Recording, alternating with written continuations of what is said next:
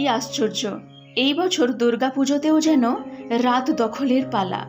আসুরি শক্তির বিনাশ হবে রাতেই, কারণ পুজোর সব দিনগুলোর পুজোর সময় হলো, সঠিক সময় হলো রাত শেষে ভোরে।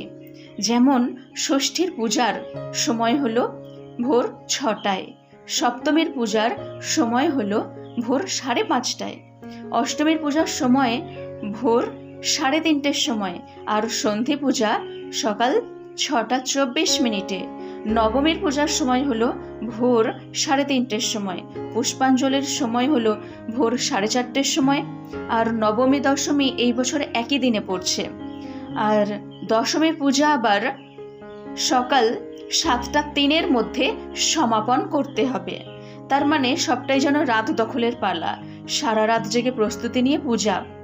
আসুরি শক্তির বিনাশ রাতে।